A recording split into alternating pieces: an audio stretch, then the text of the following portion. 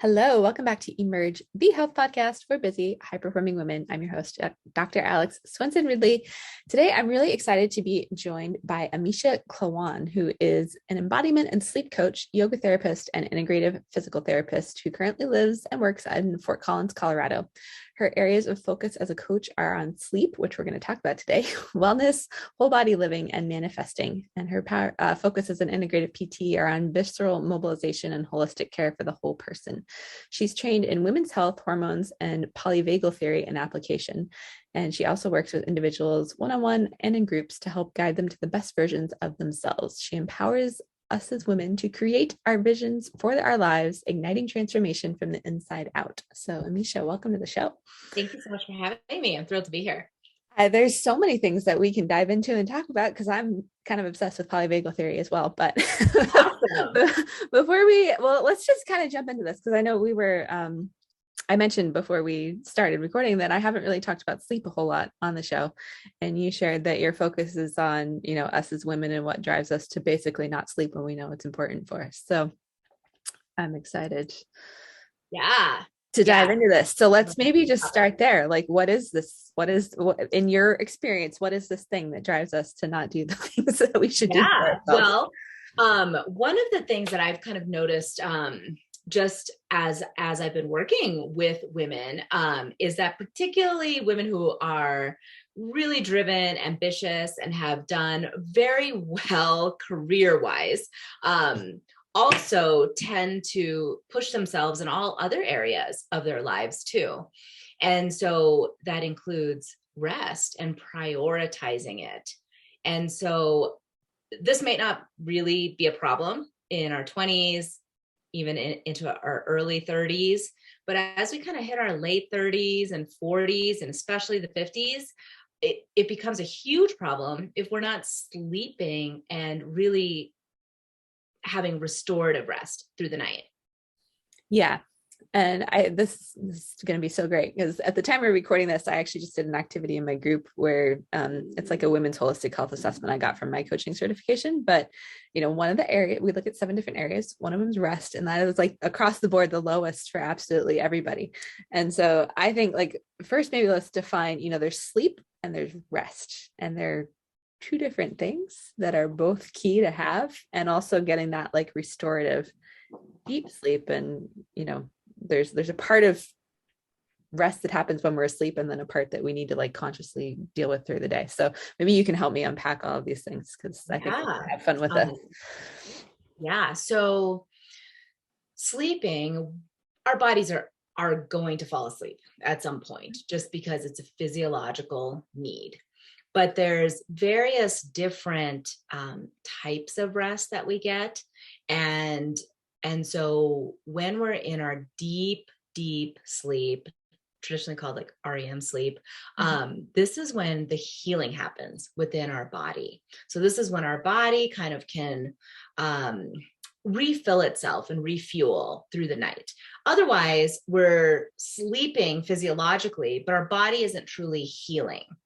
And the key to that really is that our hormones are working in order so that our melatonin comes in at night, so the melatonin drops when night starts to fall, right? Ideally, if you live in a place with normal light cycles, right? I don't, but yes. But so when that starts to drop, it starts to tell our body, okay, we're going to start to wind down for rest. However, we can prolong that and keep it from dropping by being on our screens or having lots of light around, or just kind of having artificial light where our body begins to think it's not nighttime yet. And so I think that the key point there, though, is that when melatonin starts to drop, it really takes a couple hours for it to really come in. And so if you are on a screen per se, that's the most common one. So that's the one I'm going to go with, is if you're on your phone or laptop or whatever, right before you go to bed, then your melatonin really isn't going to drop for an hour or 2 hours. And so then by the time you get into that deep sleep, it's 4 or 5 a.m. And so depending what time you wake up, you're not going to get enough of it which means your body doesn't have the chance to refresh, which means that over a period of time, these little pieces that you're cutting out of healing are going to start to make an impact on your optimal wellness. Absolutely. So key. And I know, like, I'm going to throw myself under the bus here. Right? I got in the habit with having a kid who does not sleep on his own and needs mommy to go to sleep of reading on my phone at night. And, I wear blue light blockers and I have it turned way down and all that, but I know it still affects me. And you and I were both talking about, we both have Aura rings now, which is something that actually tracks and measures your sleep and your heart rate variability and all this stuff like really, really well. And so I've been paying attention to that now. And sometimes we need that input, but I think the first step, and you might agree with this and just kind of how you help train people, is like, first we have to acknowledge and be honest with ourselves on what we're doing that's messing with our sleep, and recognizing, there's so much stuff that happens at night. Like a lot of the women I work with are struggling with weight, and one of the big things that makes a huge difference with weight loss is having sleep, because that's when a bunch of hormones work to make that process happen. So for you in coaching women, because I have all kinds of questions, but let's just start with like, what are the steps for you? Like, start moving yourself towards, okay, I need to like actually get sleep, and here's how I'm going to do it. Yes. Well, I think that you start to realize your sleep is an issue, right? With various things. If you're having health issues, resistant weight loss, you're waking up feeling tired, you have to have that alarm to wake up, because ideally we should be able to wake up without an alarm. And that like you feel rested when you wake up and ready to kind of hit the day. And so, I think that you can kind of know just from that little list if sleep might be an issue. Now, there are other factors that go into some of those things, but sleep is really a key to healing. And once you determine, okay, maybe it is my rest, maybe I'm pushing myself a little bit at night, or I'm waking up too early, or I'm on my phone at all hours, then once you realize that, and you can make a commitment to start to prioritize rest. And I think that is the number one thing. There's all kinds of things we can do to go around that, but if we don't prioritize it, it doesn't matter what else we're doing. We can have the best gadgets. We can have the best, you mentioned blue light blocking glasses, which are fantastic. But if we're still on our phone at midnight when we should be sleeping, it doesn't matter that they block the blue light, because it's still an issue. Right. And so making a commitment to prioritize rest, and doing that leads to little shifts that can start to make a tremendous difference in kind of the tide of what's been happening in a person's life that has led them to where they're at. Absolutely. So, and I think that's so key. Like with anything we talk about, the first thing is we have to commit to it. Like we have to, especially for those of us who are busy and, the high performers I talk to on the show that are always doing all the things, and, I'm just going to wash the dishes because it'll be easier. Like, there's certain things, and maybe we have to let go of our expectation of what that looks like to make a shift, prioritize our health. Which is what sleep is about. So. Yes. And I often find that people, it's not per se the sleep that always brings them in, but it's something else going on with their health, right? That they feel like their hormones are off, or they just can't lose the weight, or they're exhausted all the time, even though they're sleeping like 10 hours a night, but it still may not be restful sleep. Mm-hmm. But I think that also, a piece of all of this is how you live your days is how your nights are going to be. Yeah.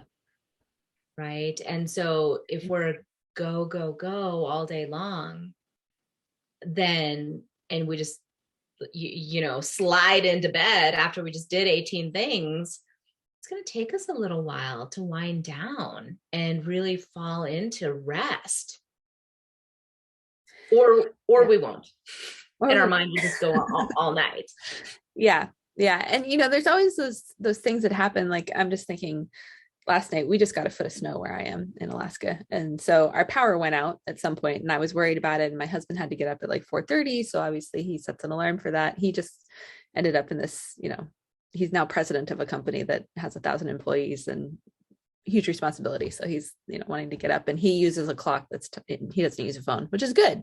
But it means that when I looked at my sleep data, like I never hit deep sleep last night and I was tired when I woke up. And like, so there's always this, not always, but like at times we have things that will keep us from getting into that deep, like restorative, restful sleep. So in those cases, how do we start to shift so that like the majority of the time we are getting the good rest? Yeah. And if we don't, what do you recommend, we do to kind of mitigate that? And maybe we build more that rest into our day during the day, or like how do we address that? Also, we need to talk about hot flashes, but we can put that first. Yes. We can table that one and let's address this first. Yes. Well, so, I think that there's seasons of life, right? And so there's, especially as women, there's a season where we might have small kids. There's a season where you might have a child who isn't sleeping. I had that same situation, which I think led off my sleep roller coaster, which is why I'm so interested in it. And so I feel like I didn't sleep for 4 years, and I feel like I'm still like every night of sleep, I'm like, thank you that I slept through the night, and so when there's seasons, I think you have to work around that. So if you have a child or a baby or a toddler that is consistently getting up and you're going to be there for them, then your day has to look different than it would if you didn't have that situation. Mm-hmm. So maybe you're going to take some breaks to just be still for 10 or 15 minutes every couple of hours so your body can rest. Maybe you're going to take an afternoon nap so that your body can rest, so that you're getting some of this rest within the body and within the mind, because that's going to help move you into kind of that parasympathetic system to keep you from being go, go, go all the time. So that's kind of a season. Now, partners are also a factor in sleep, right? So whatever they're doing, right, we can only change what's going to happen within ourselves. So a couple of thoughts on that. So for instance, I'm just going to use your example to start. If you have a partner who has to set an alarm, then you can use maybe earplugs at night so that you can sleep. Bose kind of makes a new one that has noise canceling as well through the night. And they're particularly for sleep. I haven't tried them yet, but I was eyeing them because they looked really interesting to me for situations like that. Mm-hmm. If it's just once in a while, then that's great. Otherwise, I do have clients who wear earplugs every night because they're married to physicians who are on call. Okay. And so their phone will go off or whatever it might be. And so they're never sleeping. And that is their life if they're going to sleep in the same room. And so they just wear them all the time. And that's worked out pretty well for them. And then there are, of course, other options in terms of like the partner can have like a vibrating watch that maybe could wake them up once you start to get used to that. And then, if none of those work if there's particular nights, there's always the option of separate rooms, which of course is a personal decision. But oftentimes a lot of that can be overcome with just some simple devices that it's something as simple as earplugs can make a huge difference. Yeah. And so I actually sleep with earplugs every night because my husband's a terrible snorer. So, yeah. But, last night it was more the worry that like we didn't have power and like was an alarm going to go off and when was it going to come back on, all that stuff. So, we have those. And I know other women struggle with like when your mind just won't shut down. And so you don't really hit that. So do you have any tips around, how do we just get ourselves to quiet if we're having a rough night? For sure. So, so a piece of this is how the days are going. Right. Mm-hmm. And so, but if you've had like just a day where you didn't have a chance to to chill out or take time, and then you're laying in bed going, oh my gosh, I'm so stressed out about this and this. What I really like people to do, excuse me, is just do kind of a brain dump on a journal, and literally just write out every single thing that's going through your mind for 10 minutes before you go to sleep. Take that piece of paper, crumple it up, throw it away. So just get everything out. Now, if you need to make a list for the next day, keep that. But any thoughts or feelings or emotions that are running through you, journal it out. Just let everything move through your body. And because the more that we can move it, the more we can let it go and let our mind rest. Yeah. So that's the number one thing that I recommend, is just getting that out. And then secondly is doing some breath work while you're going to sleep, so that the attention moves from what's happening in your mind to the breath. And the one that I particularly like for sleep is the 4-7-8 breath. Okay. Which is where you inhale for 4, pause for 7, and then exhale for 8. And so that does work for some people. It does not work for others. But for myself, who tend to be in kind of fight or flight more versus, just kind of relaxing down here. And it tends to be the majority of my clients.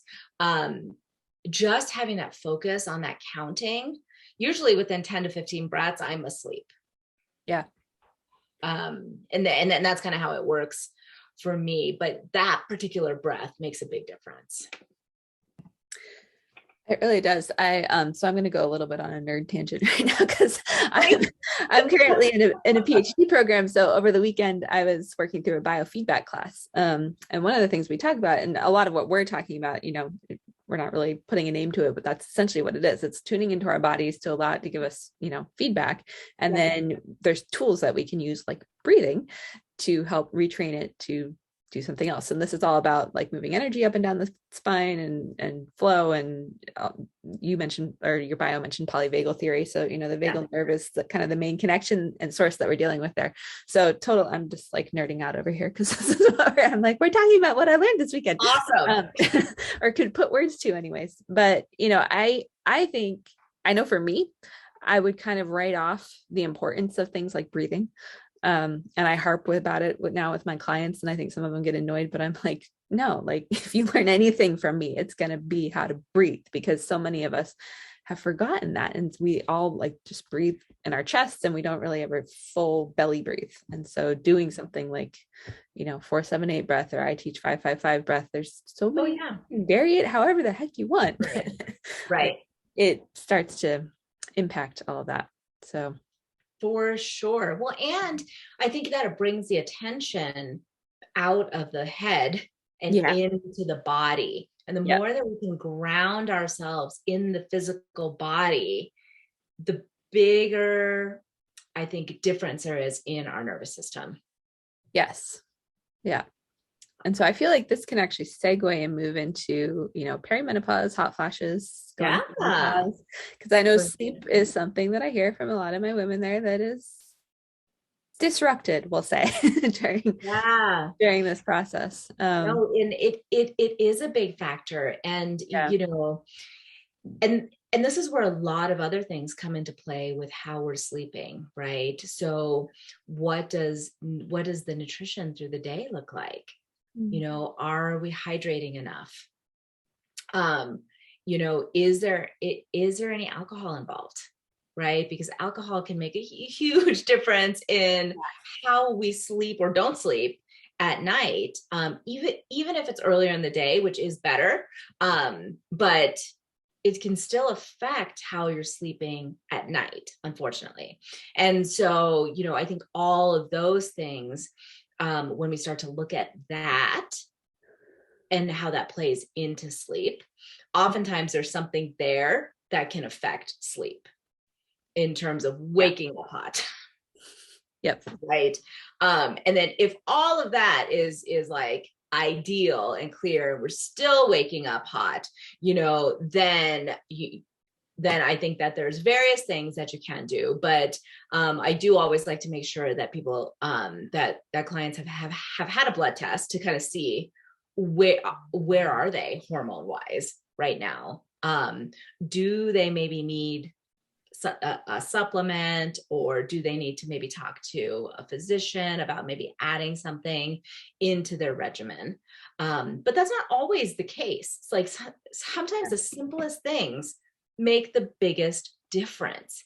How much are you moving through the day, right? Are you getting daily activity?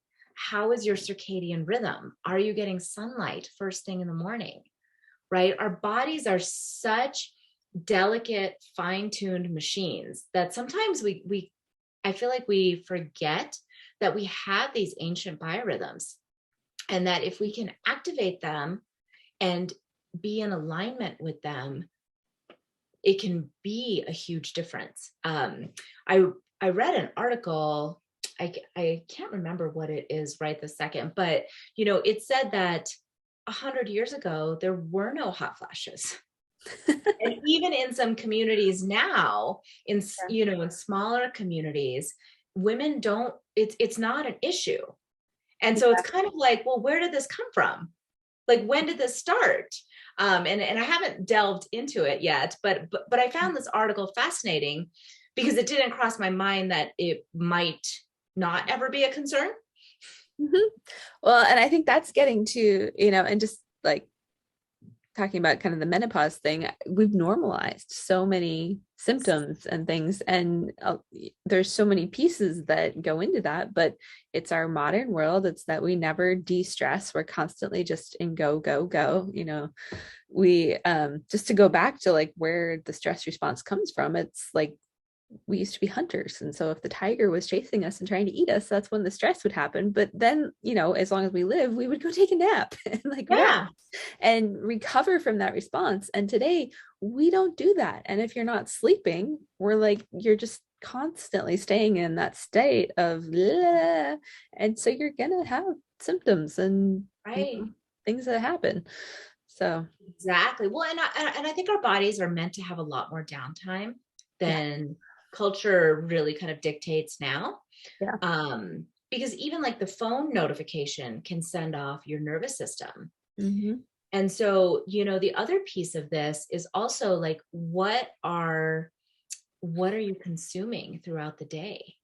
So, how many, and it could be things like, how many times a day are you checking your email? How many notifications are coming through your phone? What sort of shows are you watching? And do they elevate your stress level, right? And so that's not to say you can never watch those shows, but if it's a daily thing and you're not sleeping well, then it might be something to look at and see, okay, well, do I need this every day? Is this really contributing to having a better quality of life?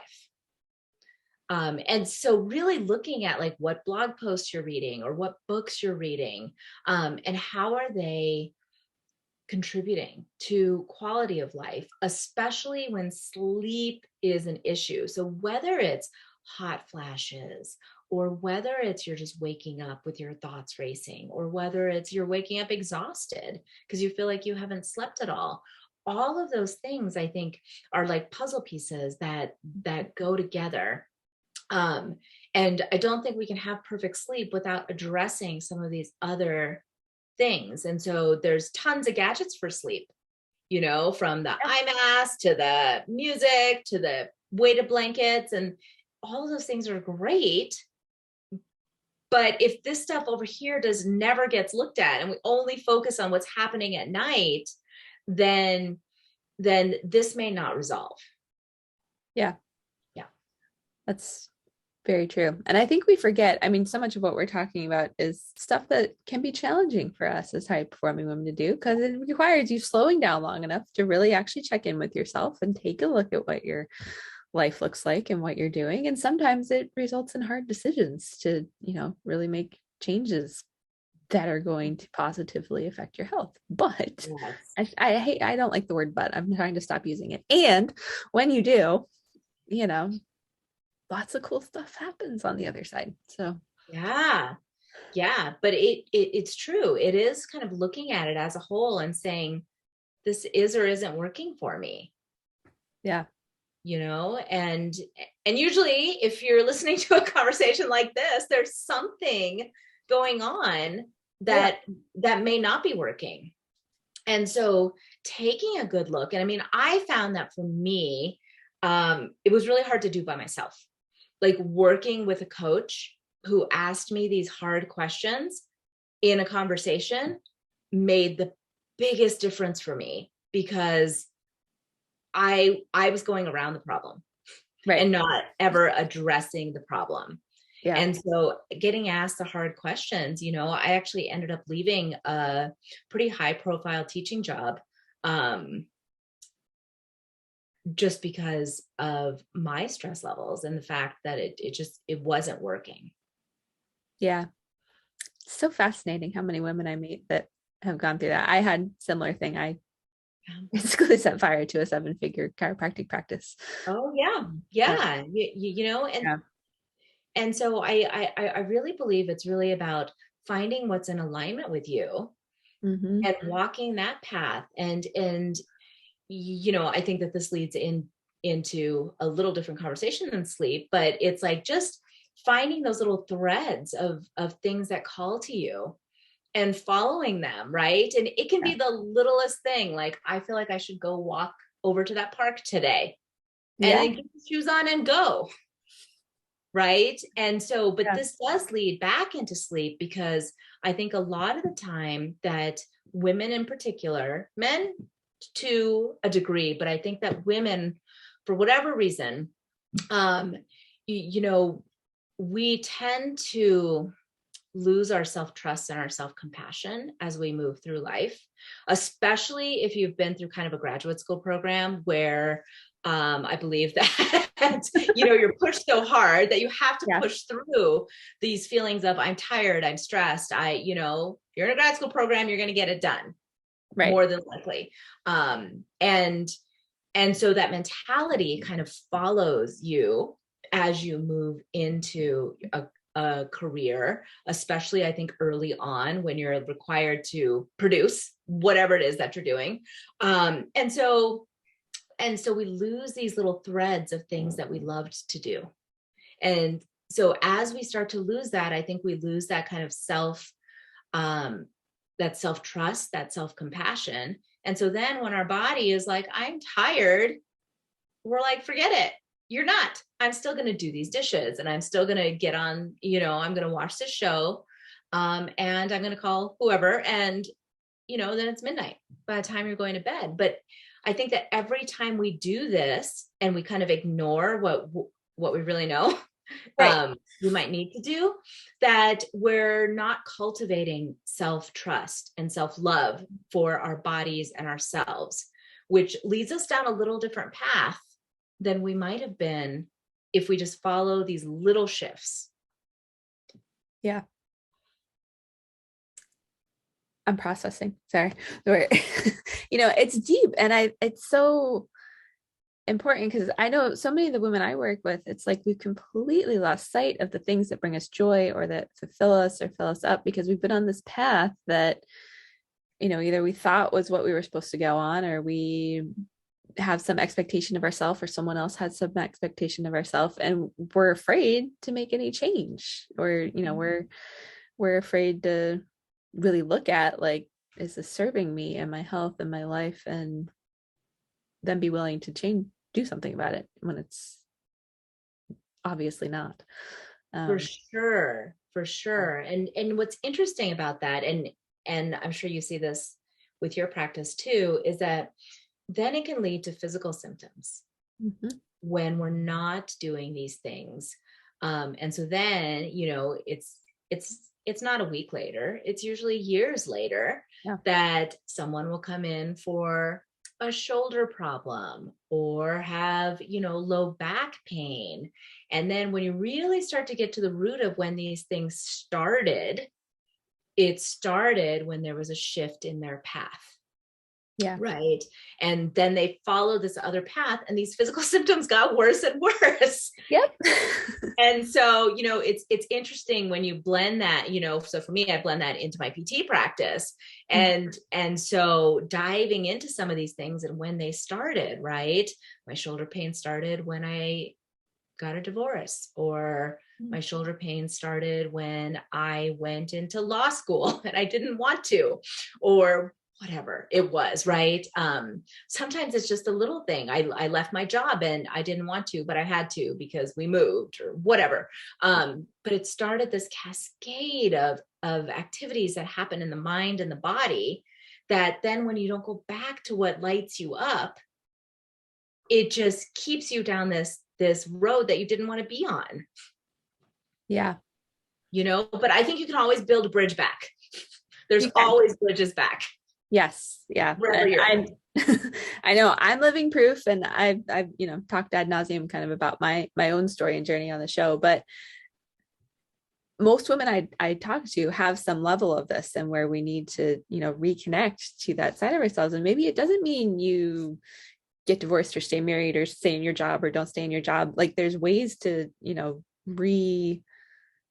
rejuvenate our experience of life and just kind of what's going on. Regardless, it's taking the time to actually go ahead and do that. And sometimes it might mean, cutting ties with whatever the thing is, or it might just mean you need to, rediscover the thing that brought you there in the first place. Yes. Go back. Yeah. So yeah. And just taking the time to start to find that. Yeah. Right. But I feel like inherently we kind of know, Yeah, we do. Yeah. I mean, I think oftentimes it's what we love to do as kids. Mm-hmm.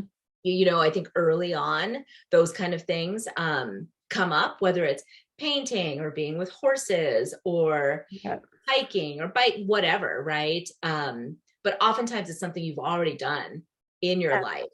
Yeah. Right. And it's reconnecting to it and finding it. Yeah. But all this comes back to once we realize that this is a focus for us and we start to prioritize our rest, right? All of this starts to happen because we're not exhausted. Right. We can do it. We're better for our family and for our friend. Like I still am surprised by how many women I talk to that are just so lost and, well, I have to take care of everybody else and I don't have time for me. And how am I supposed to do that and do all this other stuff? If you don't stop to make the change, like they're not going to get anything from you except fumes. And nothing is going to, like, it's all, you will fall off the treadmill or like off the horse or whatever, however you want to phrase that makes sense. And it hurts and it sucks. And maybe you have to go through that, and just listening to us say it isn't going to make an impact, but if it can, like, start implementing this stuff now. Don't wait for you to drop. So and then I find that sometimes women get stuck with like, where should I start? Yeah, that's what I was and so I think that the first thing is make the commitment to prioritize rest. Yep. But then secondly, start to make those small shifts that will encourage you to get there. So one of the big things I think is looking at the day, because how we spend our days is how we'll spend our night. And so seeing if you can just build in little moments of rest in there. And so, if you're working somewhere out of the home, then maybe you're going to go outside for a minute or two during the day and just get some light. Yeah. Maybe, if you normally have lunch at your computer, you're going to go take a walk for 5 or 10 minutes. If you're always inside, just getting near a window somehow can make a big difference.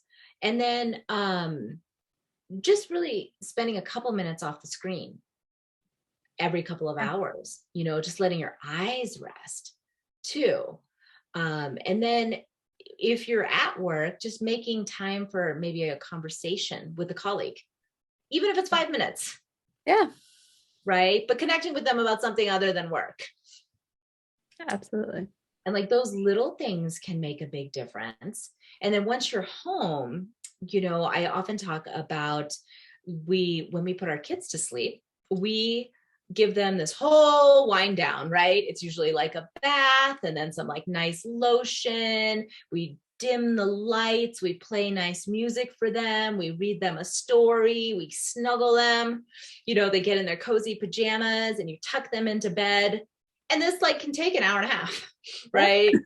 But for ourselves, we'll like, I'll use what I used to do as an example, right? Like I would watch TV until like 10 and then maybe check my phone and then maybe, I do have dishes to do. I'm just going to get these done, right? Right. And then by the time I'm in bed, I've just done all this stuff. And my body's like, what? We're not sleeping. And then I would be up for an hour and, and I wasn't getting good rest.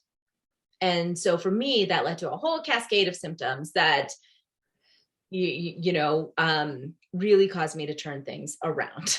And so I find that we need to kind of take care of our own inner child, right? And really ask what would feel best for me right now. And if that particular day it is watching a show, then watch the show, right? I think as soon as you say, I should, then it's time to like reframe and say, okay, this is what I want to do right now. And it's all good, right? But ideally, that's not every night, right? And so what do I need right now? Is it a glass of water? Is it, I'm going to get into my most comfy pajamas and just go read a book? Is it, I just want to get under my weighted blanket and talk to my partner? What is it? And then do it. Right. And then you start to cultivate that self-trust. But and I also think that's something you can just ask yourself through the day.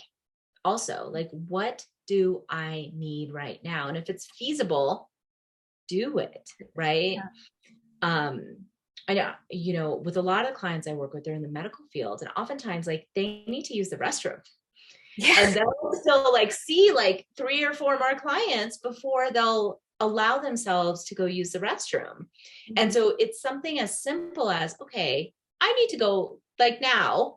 And so go take 5 minutes, maybe you're a couple minutes late, and do what you need to do. Yeah. And begin to build that into your day instead of working around other expectations for your own physiological needs. Yeah, absolutely. I can very much relate to that. Yeah. Yeah. Let's just 5 more people before I get to pee. Okay. Yes. Yeah. It's a big deal. Yeah. Yeah. Well, I know this has been really great for me just in thinking about it. And I love that just as an ending place, like tuning into what do I need right now? And you may not know in the beginning, but the more you ask yourself that question, the more you'll start to figure it out and just start doing nice, like we have to do nice things for ourselves too.